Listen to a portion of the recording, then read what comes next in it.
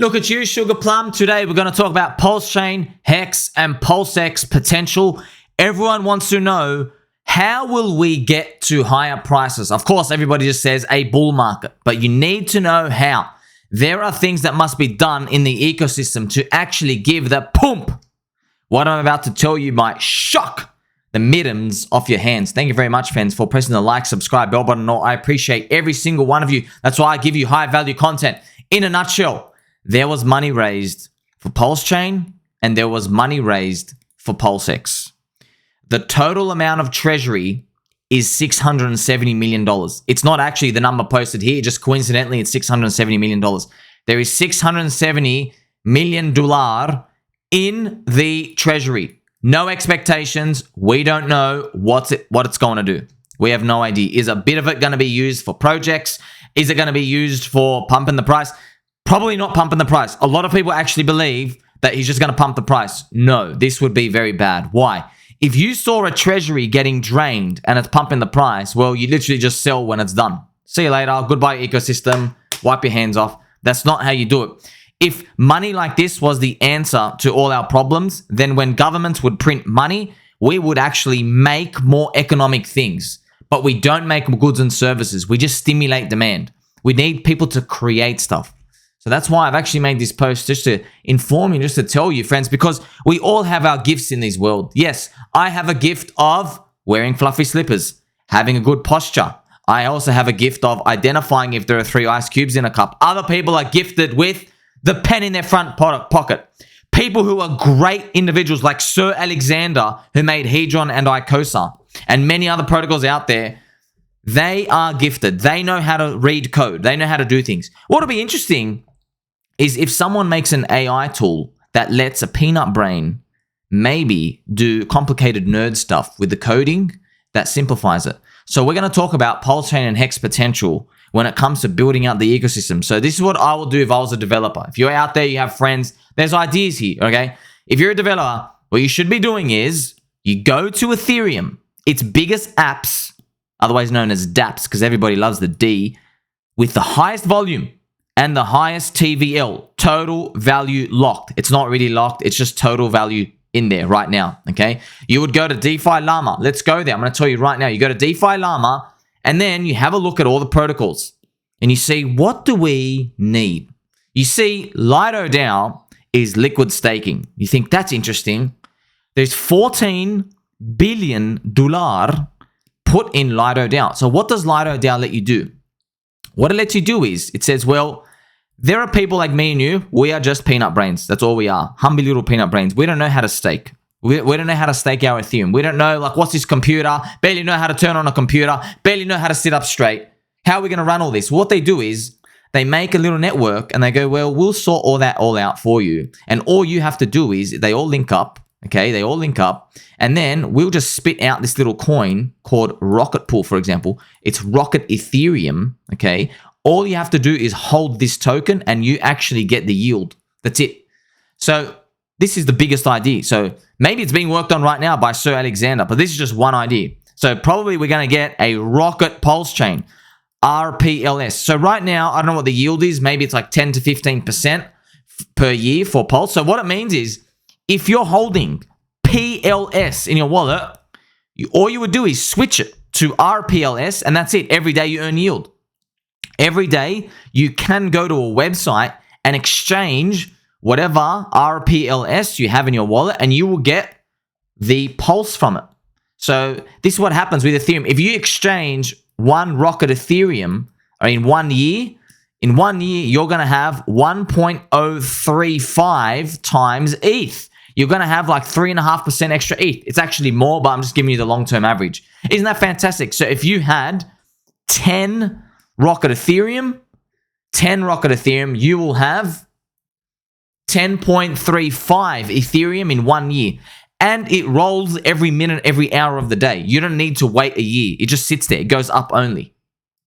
And because I know some of you want to see the actual magic in action, if you go to CoinGecko, and you just type in rETH, Rocket Ethereum, you can actually see what you should do is you go to the bottom, price it in Ethereum. You see this is the ETH ratio, and you take it off and you go to max, and you'll be able to see it's actually going up over time. Look, at one point, This was 1 ETH all the way down here. Look what it is right now. It's 1.07 ETH. So every single day, every year, this will be going up more and more and more. Now, why are there these fluctuations? It's because sometimes you get people saying, I just need to get out. Give me all this liquidity right now. I'm happy to pay 1% worse because I need this liquidity because I'm going to get liquidated. So give me like $50 million right now. I'm happy to pay you like $1 million of the 50 million so I can get 49 out right now because I'm going to get liquidated in 6 hours. So that's why they will do that. And people just buy it up and they arbitrage it, the tiny amounts.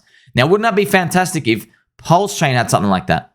It's probably being worked on right now, but I'm just giving you ideas of what can happen. So this is on DeFi Llama. Then you go and check, you go, oh, what's happening, Aave? Now, I think Liquid Loans, I think the Power City team, I don't know if they're related. I don't know everybody 100% friends with all the details, but they're all working on it. There's a lending protocol, has 5 billion in here. Then we have the stablecoins. You see, stablecoins are poop, but we need them. Everybody loves stablecoins. We love coins and we love being stable, even though none of us are really mentally stable at all in this industry. So you can see these are big. Now, Uniswap, now you can see why up here, it's no coincidence that Ricardo Corazon himself wanted to fork Uniswap, and he did. He forked PancakeSwap, which is a fork of Uniswap. Now we have PulseX. You have these other ones lending. Then we have Curve, which is another DEX for stablecoins.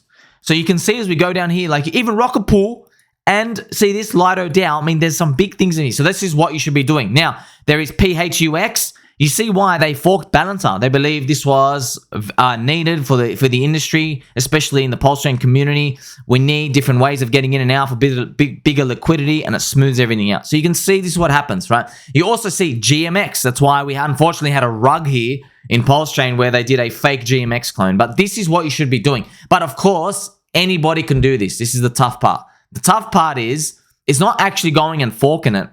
It's getting everybody to use it. But if you can tweak the protocols, you would make a lot of money.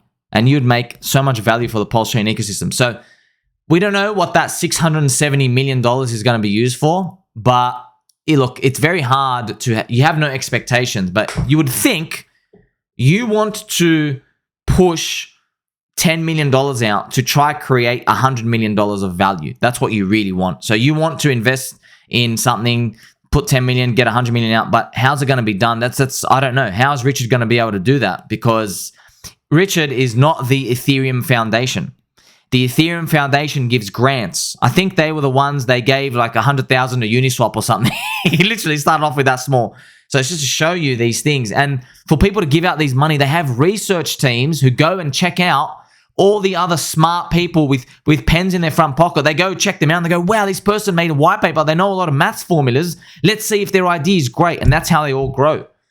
So are we seeing that right now? No, we're not. So something's going to have to happen differently. But right now, this is the most important part. We have Metcalfe's law still working for us. That's why our PulseChain ecosystem is still worth something, okay? There's still 200,000 people ready to use any of these protocols, and it's going to grow to 1 million. How do I know this? Just look at the growth rates for Hex. The growth rates right here, look at this pink line. I know it's been stalling out because this is just eHex by itself, I think, but hey, it's been growing. It's been growing. You give it enough time, and we eventually will cross the chasms we are looking for. We're trying to keep growing up, and eventually, well, not even eventually, instantly, the market's going to start repricing and giving all of it value. So even in my post here, I speak about something juicy. Staked PulseChain. That's the rocket pulse I just gave you. Which means you would just hold pulse and earn yield in the background. So this is where there's a bit of a dilemma here. I understand everybody in the community, we're looking at these coins and we're like, okay, I believe they're all going to pump. But you see PulseX,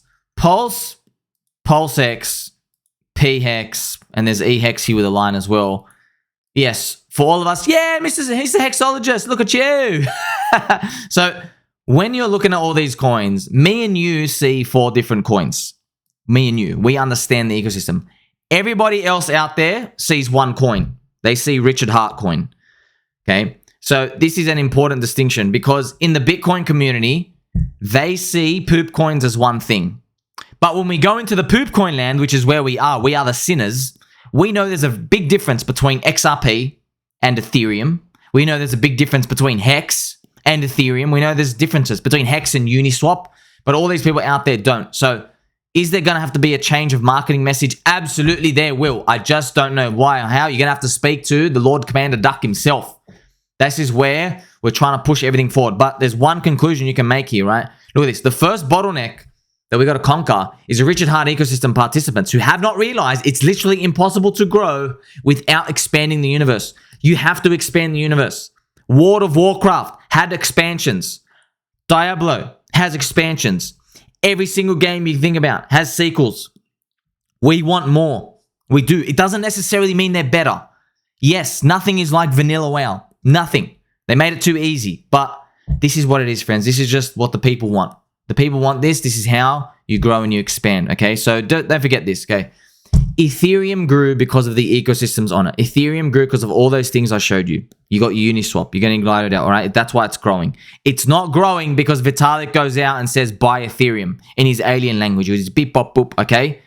It did not grow because of that. It grows because of the network effect. It grows because it's independent, neutral. It's a pirate island in the middle of the world. And the pirate island is big enough to now call itself basically the New York City of crypto. And everybody is joining in. It is the city and everybody wants to come in because there's all the liquidity staying in there. And everybody, most of the people refuse to leave because they believe the sharding is going to come and it's going to fix everything. Is it going to happen? I don't know. But this is how the story is playing out. So even though all of these are coming, you got to know the final note. And there is a banana emoji here. If we take note, there is a very special banana emoji here. So look at this, okay? Final note, even though it's better to buy altcoins, that's what we are in, okay? So in Bitcoin maxi land, that's it. We are altcoins, we are sinners, all right? We know strong growing network effect communities, that is the highest upside, asymmetric upside. We're not going to get asymmetric upside in Bitcoin and Ethereum anymore. We know we're not. Everybody else thinks they will. We know they won't. So I will still say the LSD narrative on Ethereum is essential to fostering growth. So it's not just LSD, it's all of them. LSD, stablecoins, curve stablecoins, anything, gaming, metaverse, whatever everybody wants to do. Right? I just want to use one example here. So for example, this thing, yes, we need them. All right. So just because these protocols do get made, it doesn't mean it's optimal to buy. So I just want to explain to you as well, the LSD narrative, it's not just holding Rocket Ethereum. People don't stop there. There are now MidCurve DeFi projects. I've made many videos on them to tell you about how you have a protocol. What they will do is they separate the ETH plus a yield token. And what you do is you never lose the Ethereum. You can never lose that, okay? But you gamble with the yield part. That's what everybody does. They bet on the direction of the yield. They do that because you are making money every month. So they call it a no-loss investment, but that's tongue-in-cheek. It's because you are losing to inflation every year. It's just like if you staked Hex every month and then whatever your month's yield is, you took the yield and you went and you tried to punt it on a part of the ecosystem. Now, are you losing? No, but I mean, technically you are. You're getting diluted every day, but this is just how they dress it up for retailers, okay? So even though these things exist, it's still not worth to do it, right? And of course, the example I have to use this very nice example. A strip club in the city, right? We all know, friends, every city needs a few, but it doesn't mean you're going to go there for dinner on Tuesdays. Hope I make myself clear. Like, subscribe, press the bell button and all. Tell mum and dad we're still going to make it. We're still coming home for dinner on Tuesdays. The right home, where everyone's got their clothes on. Catch you in the next one.